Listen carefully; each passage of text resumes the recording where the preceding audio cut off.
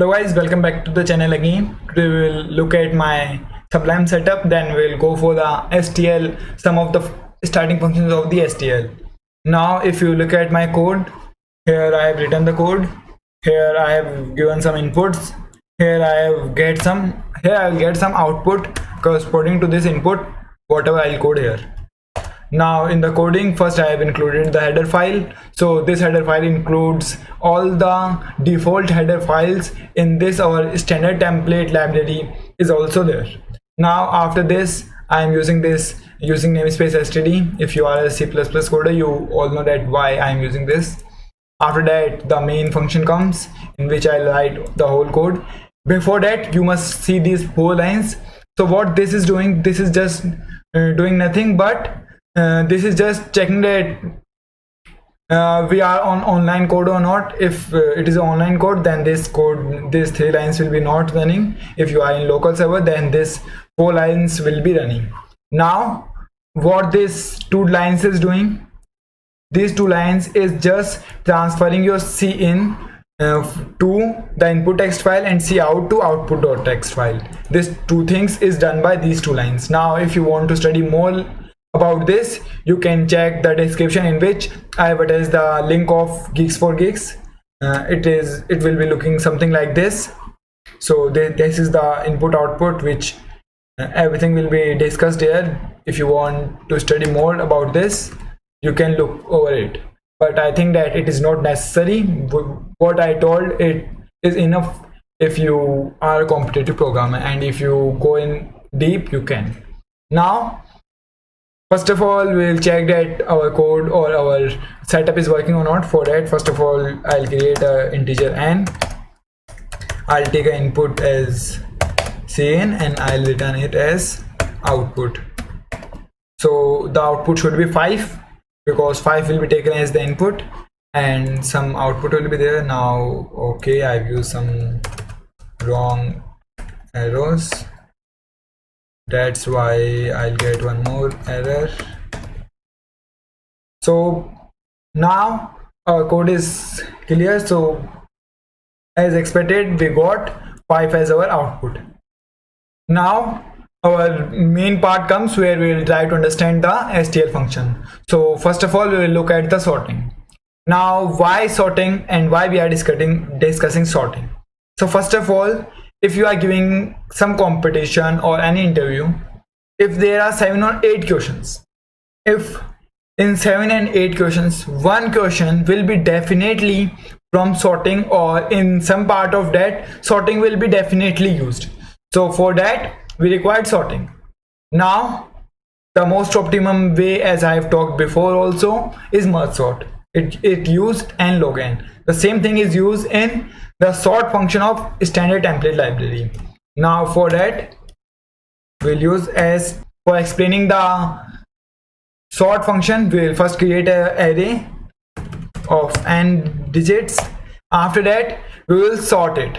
So for sorting we'll just require 2 things. First of all, the array should be having some values. For that we'll first take some values.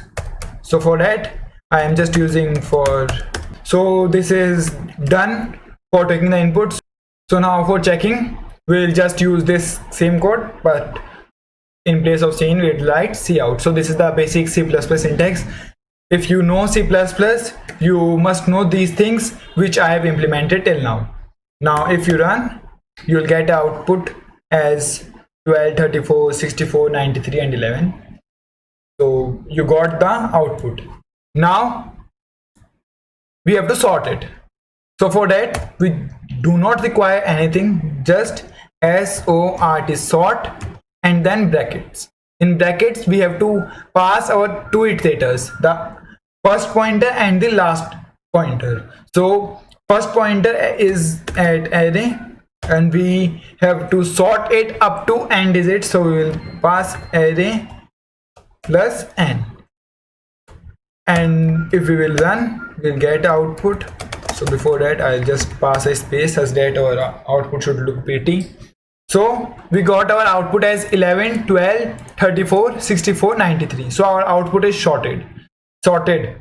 After that the sorting is very easy after this line. Now if I want to reverse sort it, then what I'll do, I'll just want to pass a function. So what is that function? COMP. Now what this do, this in this function we have to write some syntax, and that according to that syntax our whole code will be, or our whole sorting part will be changed. So for that, first of all we will write some function. So we have to write a function with bool return type. Function name should be same as comp, so I'll copy it so that we'll not make any mistake. In this we'll give as an input this. So in this the input will be two values, int a and int b. So these two values will be there. So we'll do return a greater than b. Now what this function is doing, I'll explain you. Now whenever sort is called, any comparison is called, or any comparison is there. For that, this comparison or this comparison function will be called, and in comparison we have passed two arguments, int a and int b. So for comparison only we require two things, int a and int b. If a is greater, then return true, else false. So it will sort it in reverse order. So we'll get our reverse sorted array. Now if you have a 2D array, suppose we have a 2D array of this. Now if you want to sort according to 0th index, so here we'll get a array of size 2 each time. So we'll do this, and we have to sort according to 0 index. So we'll easily sort using this.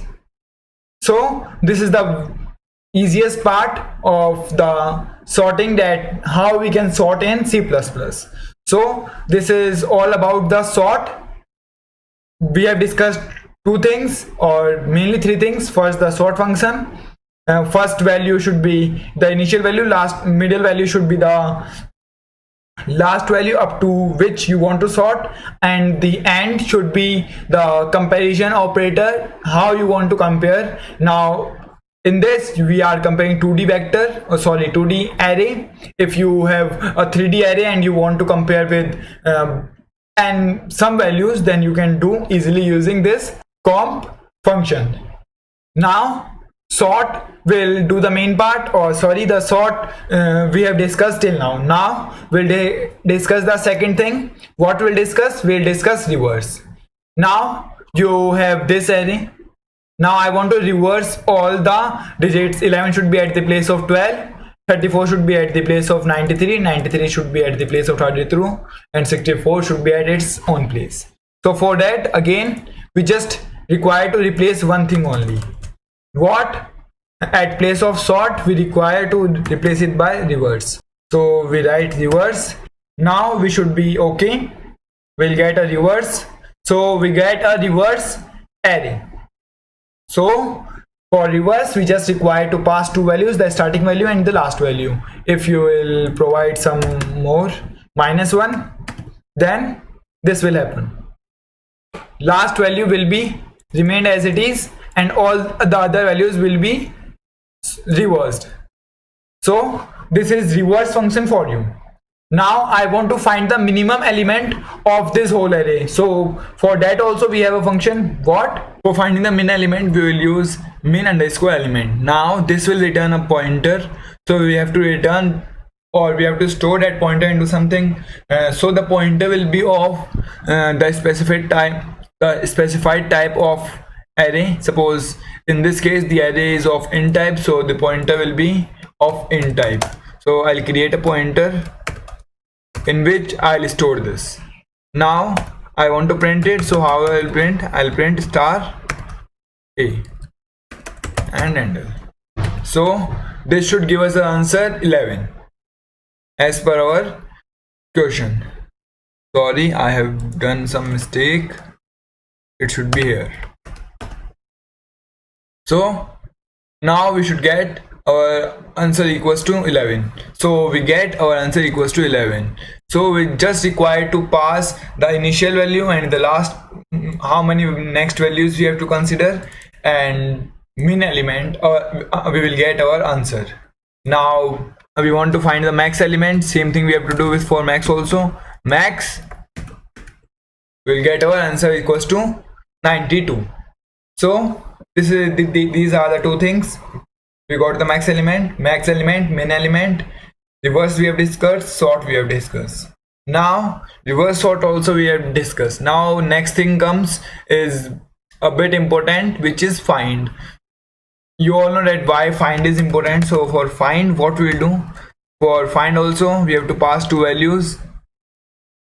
Now find will return us a value, or sorry, a pointer, iterator on the value.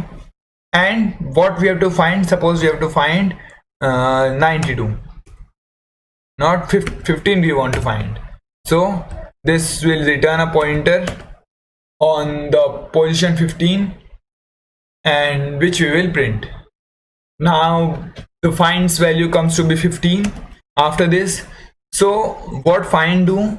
Find take our pointer to the digit or to the number where we want. Suppose in this case we want on 15, so it will take it on 15. Now we can further traverse, or if we want to do some more things on it, we can easily do. So this basically returns our pointer to a specific point where we want. Now here we write 10. 10 is not in the array, so it should be any garbage value in star A or pointer A. So it is a garbage value only, 642264. Now let's discuss more about find. Now find is a very good, if you want to do some operation on string, it can easily do. But these all things according to a particular thing. On string we will discuss on the string part, on vector we will discuss on the vector part. So in this I am just going to explain you basics of all the operations which we are going to learn in this video. So we have discussed on find. Now our last operation is remaining, which is accumulate. But before accumulate we left one more, which is count. Now I want to count the number of iteration of some number. Suppose in this there are 11 two times, so I want to count the occurrence of 11. So simple code we have to do here again, count and run the code. So this will return us answer 2. So we got answer 2. Now if we check for 10, it will be 0. So we got answer equals to 0. So till now we have learned about find, count, min index, max index, reverse sort, passing any function into the sort, and now we will discuss the last, which is accumulate. Now what does accumulate do? Suppose we have to find out the sum or calculate something till some range. Suppose I want to find sum of the digits up to digit. Suppose in this case I have this as array. Now I want to find the sum of all numbers plus 1. So how I can find out? So first of all I'll declare answer equals to 1, and here I will just do ACCUMULATE, accumulate. Arrays first index, arrays last index, A and S. So we got answer 156, which is the sum of all the digits plus 1. Now suppose I want to find the product. So you can find the product with the help of passing the function as we have passed in the sort. So in this also, if we pass the comp operator, and in this we have to return it to be type int, because we want to return the multiplication, and here integers will be there, and what I want to do, I want to find their multiplication. So I have done this. Now multiplication should be there, multiplication of all the digits. So it is a very high number because 11 multiplied by 12 multiplied by 14 multiplied by 92, it should be high only. So we got 28052,640. So this should be our answer if we multiply every digit. Now I want to find the subtraction. So some inbuilt functions are also there, which is like this. We have to implement it like this. Some inbuilt functions are also there, so we have to implement it like this. Now what this minus do, there is minus, calculate the difference or calculate the subtraction from each digit. First answer minus 12, then 12 minus 14, then 14 minus 92, then 92 minus 15, then 15 minus 11, then 11 minus 11. So this is how it will calculate the subtraction. So it's a negative value because all the values will be in negative only. First 1 minus 12, then minus 11 will be there, then minus 11 minus 14, then minus whatever it is, then 92. So it will be given. So what answer is doing here, answer is just initializing first value. All the operation first will occur with answer, then with array. So answer will be our basic value. If you pass it to be 0, then there should be no effect on the whole answer. And if you are doing some multiply, then you can pass it to be 1, so that it should not be have any effect. And if you are doing divide, then also 1 only. So this is the accumulate function for you, in which you can accumulate the value of whole the array if you want to find add, subtract, minus, and that all. So this is the part 1 for the function. In second part also we'll discuss some more functions of C++, STL. Now if you want to study more functions, please subscribe my channel and don't forget to like, share